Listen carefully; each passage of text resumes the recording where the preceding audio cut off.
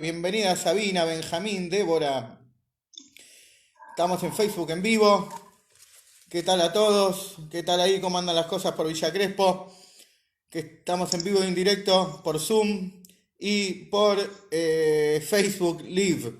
Directamente desde el cuartel general del centro de Leodet, en el barrio del Abasto, en la ciudad de Buenos Aires. Vamos a estudiar un poquito de Moshiach. Si quieren pueden ir escribiendo preguntas en el chat. Eh, Hoy podemos ver, para empezar a compartir un poco este conocimiento de Mashiach, que es nuestro momento, por eso estamos estudiando. ¿Por qué estudiamos Mashiach? Porque el rey de Lubavitch, el Moisés de nuestra generación, nos dijo que es el camino directo para lograr el objetivo, estudiar los temas de la Torá sobre Mashiach y redención. Por eso que nos juntamos ¿cómo se llama? Nos juntamos en esta hora especial para estudiar. Acá estamos en Facebook de nuevo.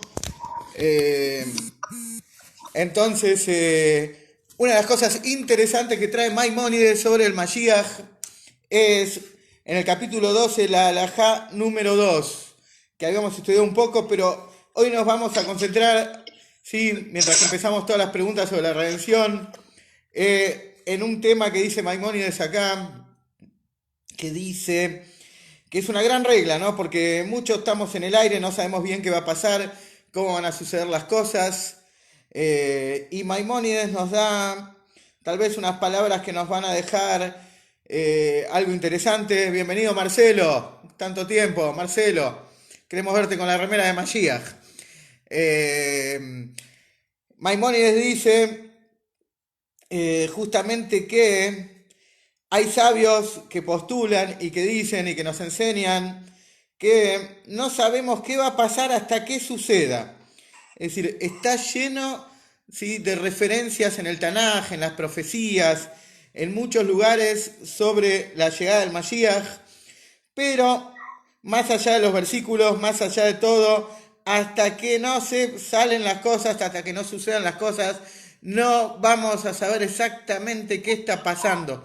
Madre, ¿qué está pasando acá? ¿Qué está pasando con la redención? ¿Qué está pasando realmente con el Mashiach? Recién vamos a entender los versículos y muchos de los conceptos que nos trae la Torá oral también sobre el Mashiach cuando las cosas sucedan. Cuando sucedan las cosas, recién ahí las vamos a poder decodificar. Vamos a decir, vamos a entender qué está pasando ahí. Y esto es lo que trae Maimónides, que la persona debe ocuparse en estudiar, justamente en aprender de qué se trata esto. Y otras cosas interesantes que trata la ley, que era algo que sucedía, ¿no?, en épocas pasadas. Hay un concepto en el Talmud, y cuando quieran ya pueden empezar a escribir por el chat, porque lo queremos dedicar mucho esta transmisión a las preguntas. Pueden escribir por Facebook, pueden escribir por WhatsApp o por acá mismo por Zoom hay un chat. Realmente, ¿de qué se trata esta cuestión? A ver, ya tenés audio, Marcelo. A mí me están escuchando bien todos. Entonces, una de las cosas que nosotros leemos en cuanto a la redención, y ya contesto la primera pregunta de Evelyn, una de las cuestiones que hablamos de la redención es que en el Talmud nosotros encontramos que había gente que hacía cálculos.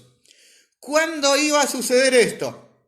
Siempre hubo gente que estaba con la calculadora en mano, incluso cuando no existía la calculadora. ¿Cuándo va a venir el Mashiach? ¿Cuándo va a suceder la redención? ¿Cuándo se va a cumplir el objetivo de la creación, que es un principio de la fe judía? Entonces, ¿saben lo que decía en el Talmud? Que se infle la panza, literalmente que revienten los calculadores. Así dice en el Talmud. Literalmente es una expresión fuerte. Decía que revienten los que calculan. Es decir, que toda la Torah oral está bastante en contra de los calculines, de los que hacen cálculos a ver cuándo es la redención, cuándo llega el Mashiach. Mientras que nosotros encontramos que a pesar de esta determinación de la Torah oral, que realmente descalifica a quien está buscando, explorando la fecha de la llegada del Mashiach, ¿sí?, de todas maneras vemos que los sabios no hicieron caso. Los sabios desobedecieron una orden talmúdica a lo largo de la historia y siempre trataron de descubrir ¿cuándo es la fecha de la llegada del Mashiach? Sobre esto hay una historia interesante del Malbim, un gran sabio del siglo XIX, que una vez él cuenta que cuando era chiquito se tomó un remis, un carruaje en esa época, se tomó un carruaje y cuando salió con el papá tenía que ir de un pueblito a un pueblito, un viaje un poco extenso, cualquier viaje donde de pocos kilómetros eran muchas horas en aquel entonces. Entonces le preguntó, papá, ¿cuánto falta para llegar? Y el papá le contestó, hijo, ¿qué estás preguntando? Recién salimos. El viaje duró, se extendió varias horas y de repente el papá le pregunta al que manejaba el carruaje, dígame, ¿cuánto falta para llegar? Entonces el hijo no entendía nada. Dice, la misma pregunta que yo le hice, a mí me retó y él hace la misma pregunta. Está diciendo lo mismo que yo dije. Entonces el hijo, con sumo respeto, le dijo, papá, cuando yo te pregunté cuánto faltaba para llegar, me retaste. Y ahora vos le haces la misma pregunta al conductor del carruaje. Mira, hijo mío, hay una pequeña diferencia acá. Al principio del viaje, la verdad, saber cuánto faltaba para llegar era un bajón enterarse de todo el tiempo que faltaba. Ahora, ya que pasó bastante el viaje, ya no es un bajón preguntar, porque ya sabemos que la respuesta va a ser un número chiquito, una cifra pequeña. Esto es un poco con este concepto que tiene que ver con que los sabios al principio descalificaban esta cuestión de hacer los cálculos y tratar de descubrir cuándo era la llegada del Mashiach, mientras que hubo un momento en la historia que hubo sabios que empezaron a desobedecer esta sentencia talmúdica y empezaron a tirar años y cifras. Entonces esto tiene que ver justamente, es una halajá, también la trae Maimónides, pero cuando estamos tan cerca ya vemos, vieron cuando uno llega a Buenos Aires, viene por ahí cruzando el río de la Plata y ya por ahí en el medio del río no ve nada, pero de repente uno empieza a ver los edificios, ya sabe que Buenos Aires está cerca, o así cualquier lugar del mundo, o cuando estás por la ruta 2 yendo a la costa, empezás a ver que ya son los kilómetros 300 largos, y bueno, ya estoy cerca de Mar del Plata. Bueno, ahí es como que ya cabe la pregunta. Y nosotros estamos inmediatos a la redención. Un saludo a Yossi, a Avi, que están por Facebook. Un gran abrazo, los aprecio mucho, los tengo al corazón. Respondiendo a lo que dice Evelyn hoy, que es un día de preguntas y respuestas, dice, si estamos en la época de la redención, ¿por qué pasan cosas malas? Bueno, cosas malas o cosas que denominamos malas, como dice el Tania, que nuestra apreciación terrenal nos las hace detectar o definir como malas, es parte de la vida.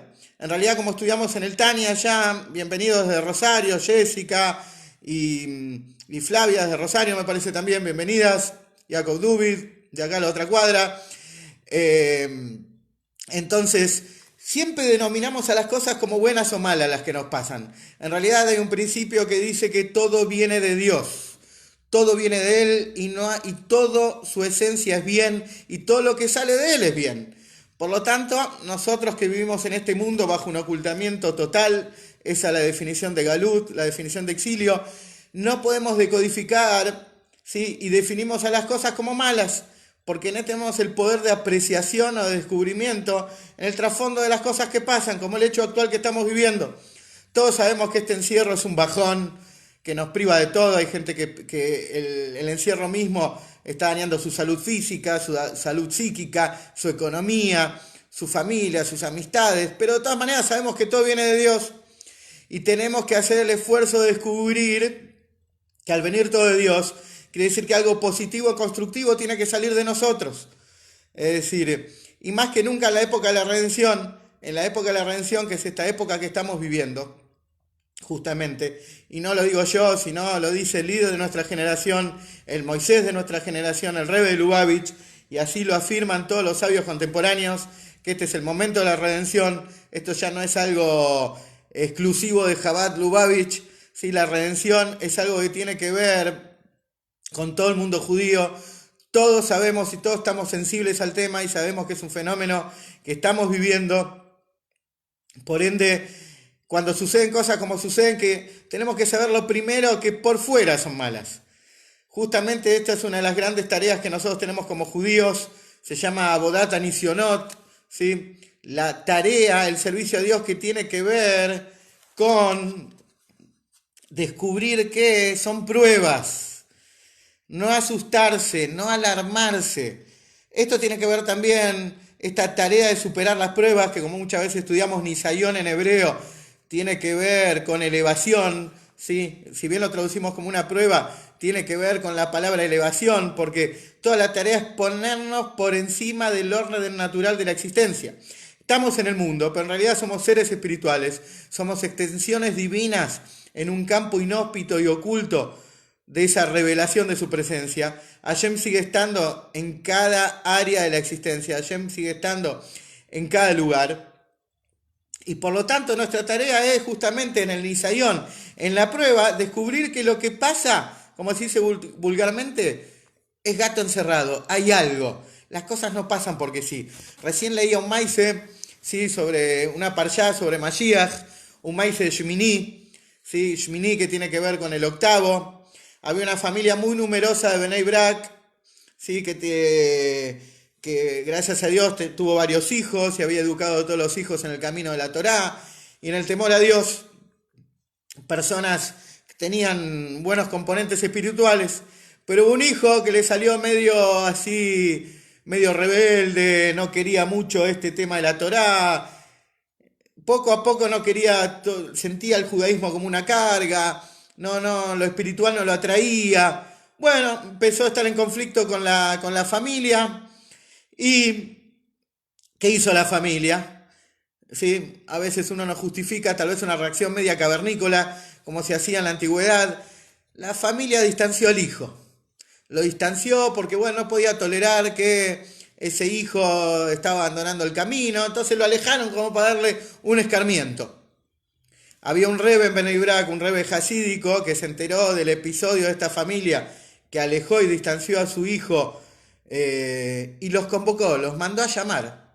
Llamó a los padres de este chico y le dijeron, pero muchachos, ustedes hasta ahora tuvieron una vida bien, todo encajaba, todo era perfecto, los hijos estaban encaminados y de repente les aparece una prueba, les aparece un hijo que los desafía, que no se porta bien y ustedes toman esta decisión que sobre ustedes recae justamente inculcarle a este chico y brindarles amor y mostrarles que hay un Dios en el mundo y que Hashem existe y que Hashem rige todo y ustedes lo distancian así.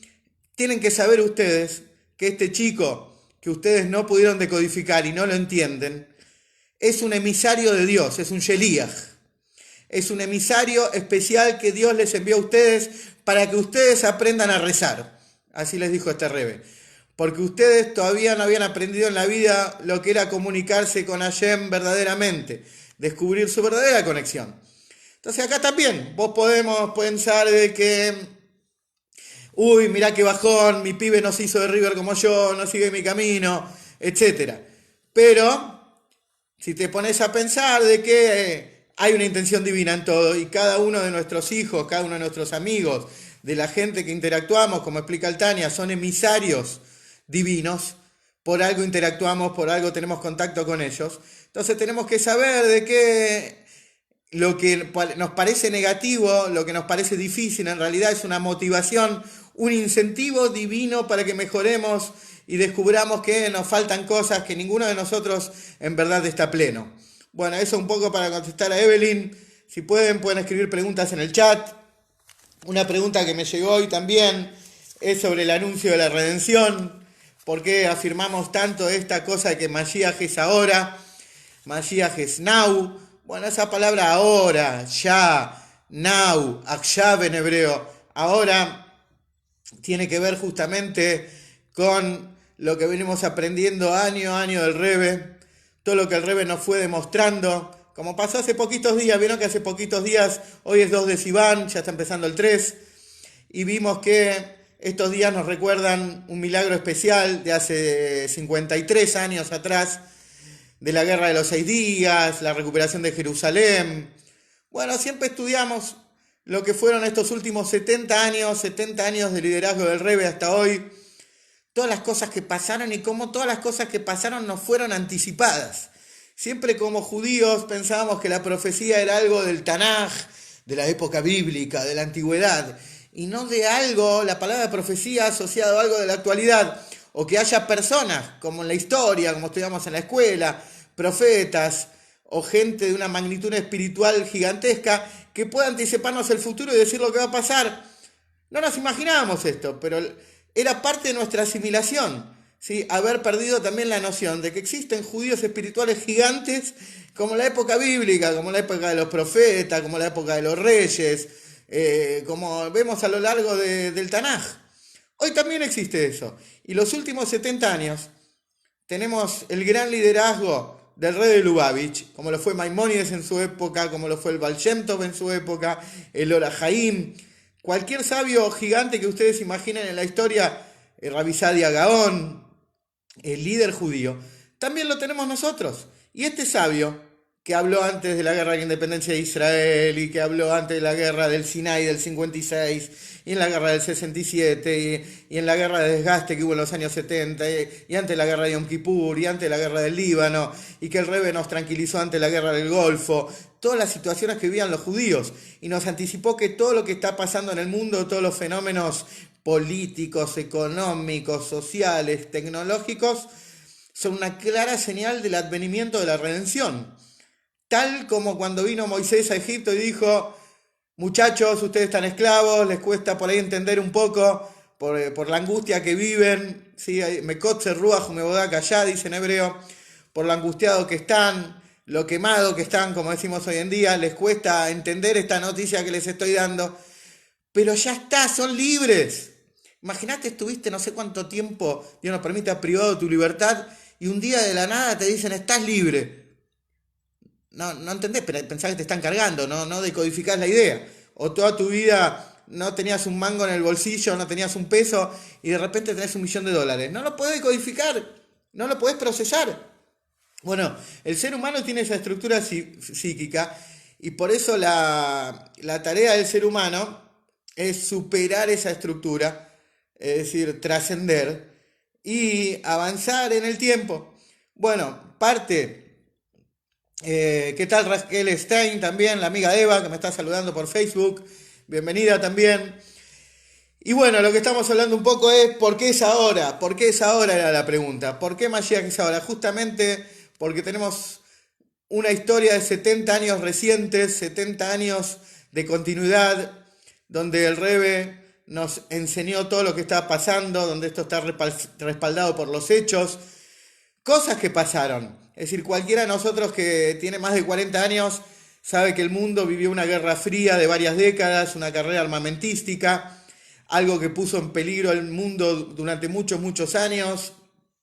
Y en 1992, a finales de enero, esto se empezó a diluir, empezó el desarme nuclear, empezó una inmigración fuerte de Israel, y por supuesto, como siempre estudiamos clase a clase, un renacimiento gigantesco del pueblo judío, las almas retornando, las almas despertando, de repente lo que ayer empezó a ser interesante, Shabbat empezó a ser motivante, identidad judía, empezó lo espiritual, tu alma empezó a tener sentido en tu vida, que es la historia prácticamente de cada uno de nosotros.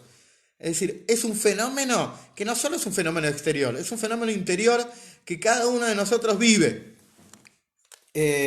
Entonces, realmente nosotros no solo somos protagonistas de que la redención es ahora, sino también el fenómeno sucede en nuestro interior, en nuestra alma. Y ni que hablar en el mundo exterior, y ni que hablar que todo lo que está pasando en el mundo, estas cosas extrañas, más allá de que se pueda discutir pandemia sí, pandemia no, política sí, política no, son cosas extrañas que si bien existieron a lo largo de la historia las pestes y todo este tipo de cosas y los tsunamis, pero el nivel mediático que hay hoy en día, que es una de las grandes cosas que habla la Torá, ¿no?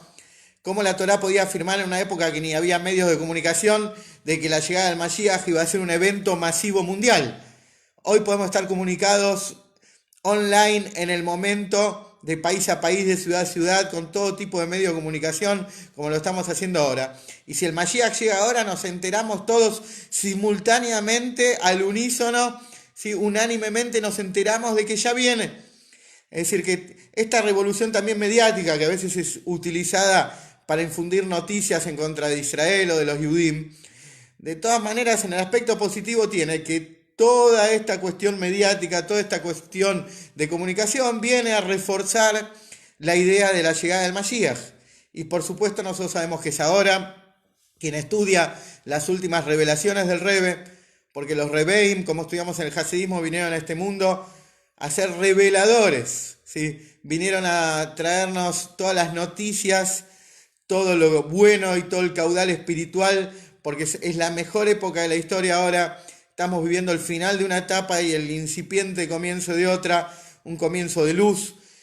Así que bueno, este es el momento.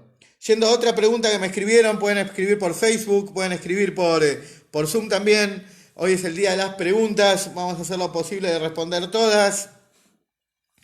Hay un tema también de trabajo en cuanto a la redención, que me preguntan acá qué es lo que hay que hacer, qué es lo que hay que hacer para que Mashiach venga, qué es lo que uno tiene que participar.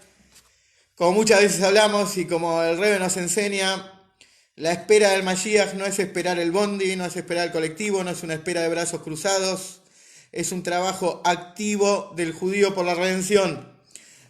Todo el tema de Mashiach está asociado a un reino, a un rey, ¿sí? A una aceptación de un poder, que nosotros los judíos tenemos entrenamiento de esto en Rosh Hashanah, cómo aceptamos al rey. Entonces, toda la cuestión de la aceptación del rey y del trabajo. El trabajo para traer Mashiach, básicamente, el Rebbe enseña, y ahora le contesto a Emanuel, tiene que ver con el estudio de la Torá sobre los temas de Mashiach y Geulá, con la difusión de la noticia. Fíjense cómo el Rebbe habla de dos palabras en hebreo increíbles, que se llama Besorata Geulá, la noticia de la redención, noticia de la redención, cómo uno tiene que transmitir esto, por algo el profeta Eliau, ¿sí? ¿Cómo andás, Eliau? El profeta Eliau es llamado el heraldo. El heraldo es una forma de decir periodista a la antigua, ¿sí? El heraldo era el que traía las noticias, el que corría. De ahí que muchos diarios del interior o de ciertos lugares todavía se llaman el heraldo, ¿sí? O el herald. Así es llamado Eliau Anabí, el mebaser se dice en hebreo, el mebaser, el heraldo, el que va a transmitir, justamente porque es algo que se transfiere a cada uno de nosotros. Cada uno de nosotros tenemos que trabajar como partícipes necesarios, con perdón de la expresión, de difundir la noticia de la redención. Y fíjense hoy, antes vos estabas en tu casa, podías llamar por teléfono a alguien. Hoy tenés Facebook, redes sociales, Zoom, WhatsApp telefónico, Skype. Tenés las mil y una formas de difundir y transmitir, poniéndote una remera. Mañana, si Dios quiere, vamos a tener los barbijos de Viene Mashiach. Esperemos que mañana ya... Hoy mismo venga Mashiach y no haya necesidad de usar más esto, pero mañana vamos a empezar a tener, acá desde Leodet, vamos a tener disponibles los primeros barbijos, marca Viene Mashiach, para difundir la redención también así. Bueno, Emanuel dice cómo se relaciona la llegada del Mashiach con el anuncio de su llegada. Como dijo el Rebbe, a ver esto, cómo se relaciona la llegada con el anuncio. Justamente, primero, nunca en la historia hubo un anuncio real de la llegada del Mashiach. Los únicos anuncios, entre comillas, que existieron fueron anuncios ficticios. Justamente parte de la prueba que hizo Hashem a veces de generar falsos mesías, ¿no? De lo que estudiamos en Maimónides la semana pasada, los dos grandes falsedades históricas de las dos grandes religiones, hasta los falsos mesías judíos, donde Shabtai Tzvi en el siglo XVII se lleva una porción especial de esta historia. Entonces, ¿cómo relacionamos el anuncio? Justamente nunca hubo un anuncio de un sabio de Israel en toda la historia de que se destruyó el Beit HaMikdash hace casi 1952 años. Nunca un sabio, un líder judío, un descendiente de Moisés, un miembro de la dinastía de David anunció y dijo: el Mashiach viene. El Rebbe sentenció, y esto lo trajo de un versículo de Shir Hashirim, Inez de va, Inez de Mashiach va, que en hebreo significa aquí que este viene, el rey Mashiach viene en tiempo presente, justamente para expresar que estamos ya viviendo el fenómeno en tiempo presente. Nunca en la historia ningún líder se la jugó anunciándolo esto. Es decir, ningún líder real del pueblo judío se jugó dando el anuncio.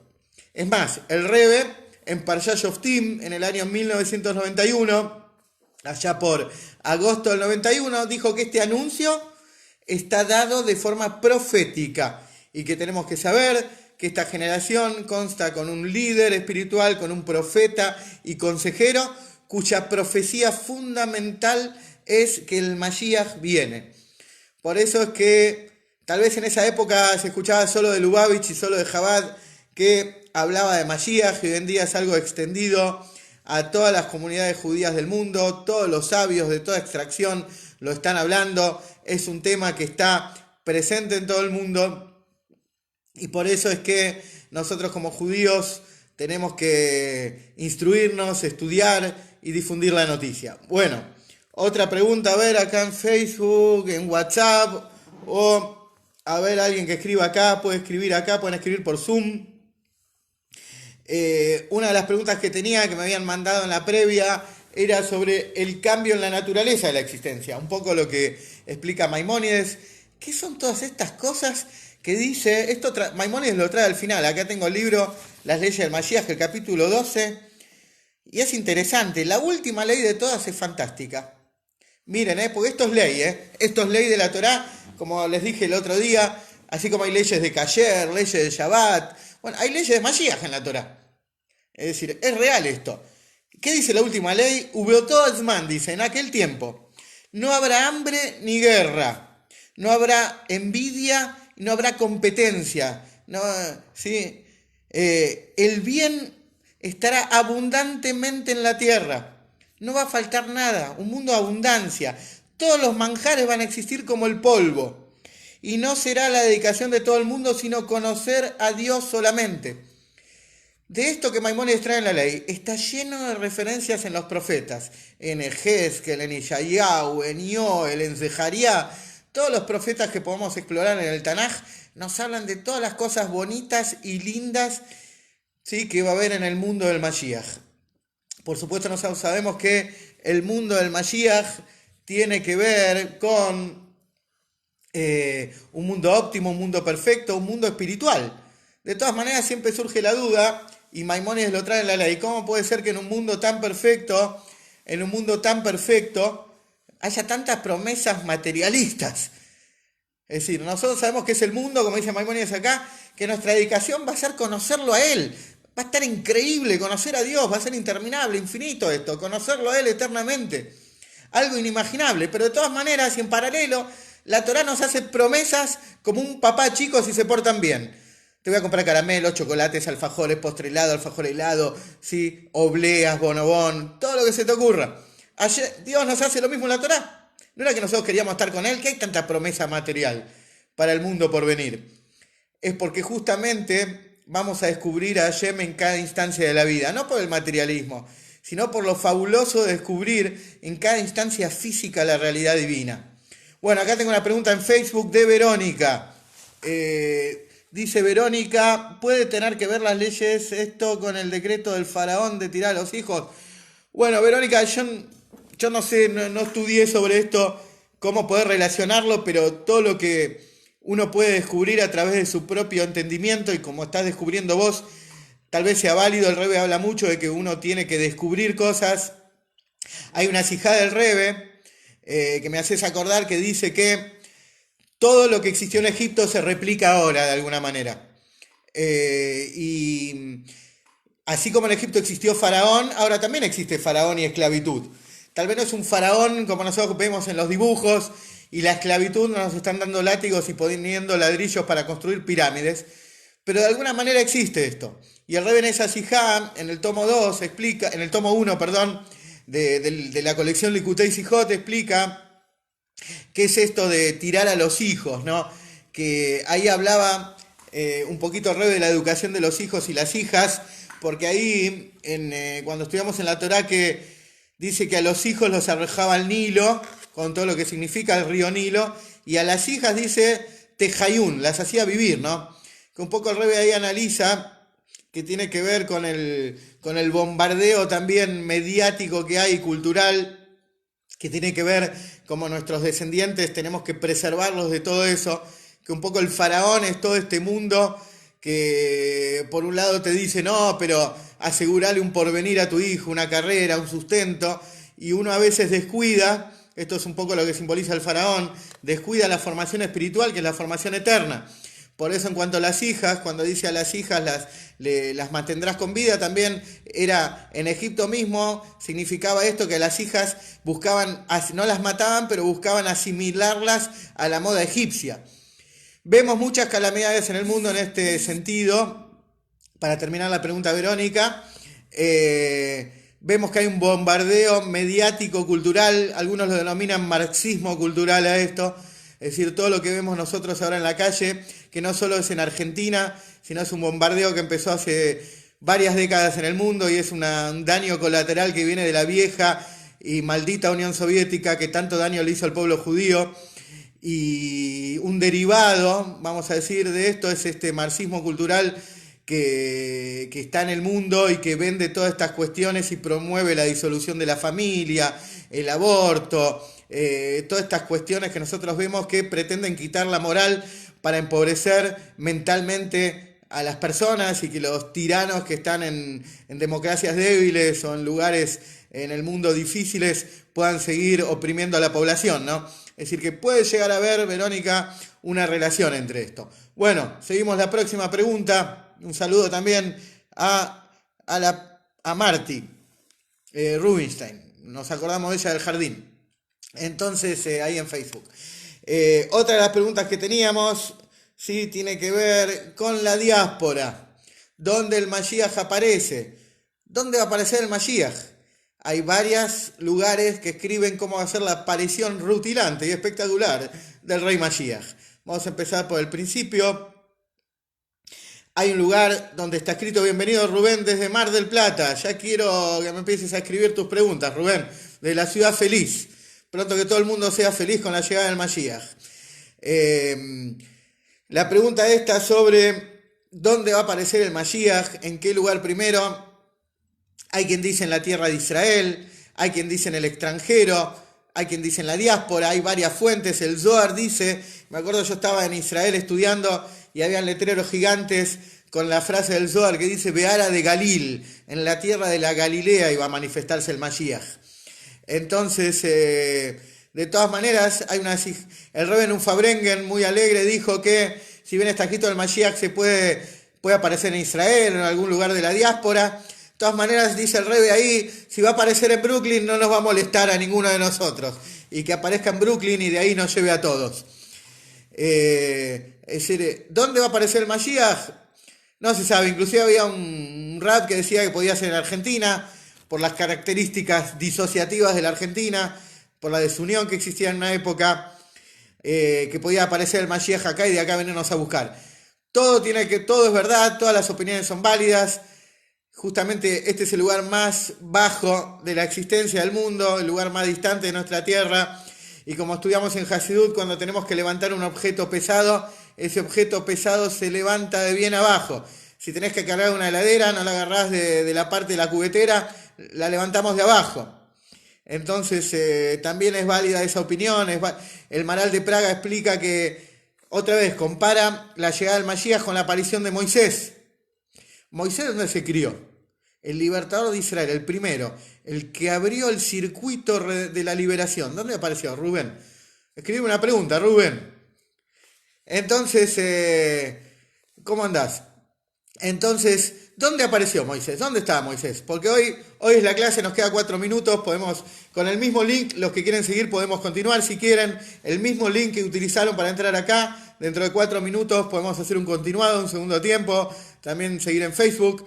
Pero la pregunta es, hoy ¿qué nos junta a nosotros todo lo que quisiste saber sobre Mashiach y no te animaste a preguntar? Como decía un sabio americano, Rabbi Woody, ¿sí? ¿Lo conocen a Rabbi Woody ¿cómo se llama? Allen, que Ashkenazi me parece que era.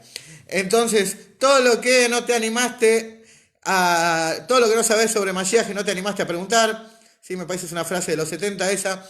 Entonces, ¿cuál es el punto? Que ¿dónde se va a aparecer? ¿Cómo va a aparecer?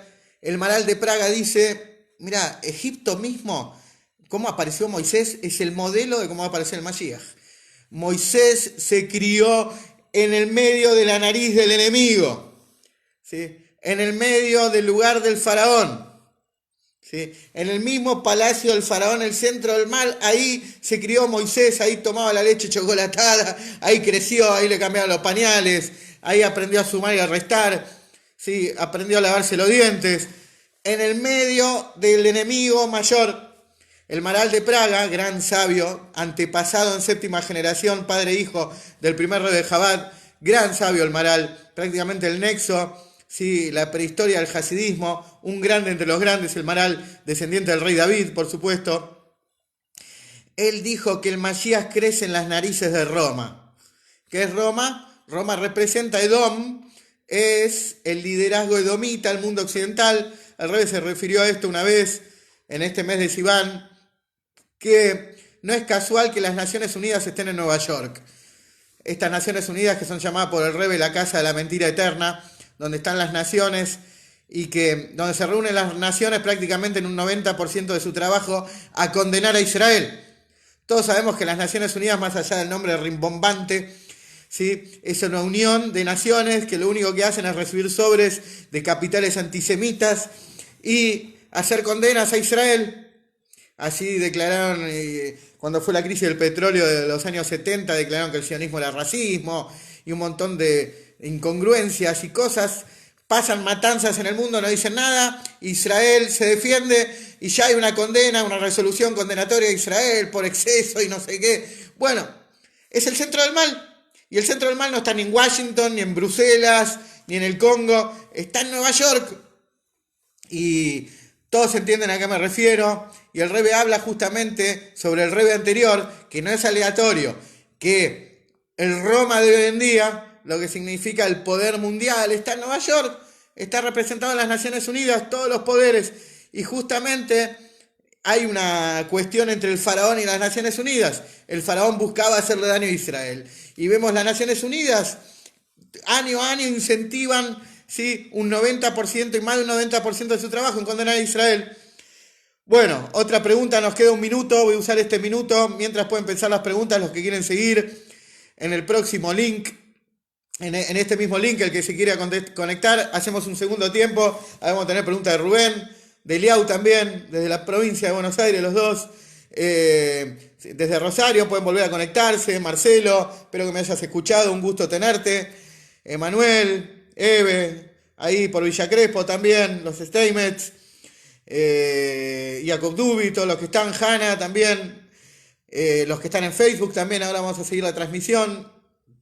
Y bueno, este es nuestro momento, este es el momento de Mashiach, esto es lo que tiene que alegrar la vida del judío. Como muchas veces explicamos, esta es la alegría del judío. Saludos a Gaby, que fue el cumpleaños. Sí, Gaby Spiegel, me acuerdo, la esposa de Marcelo, muy feliz cumpleaños, también tantos años. Así que bueno, una alegría que poder estar contactados.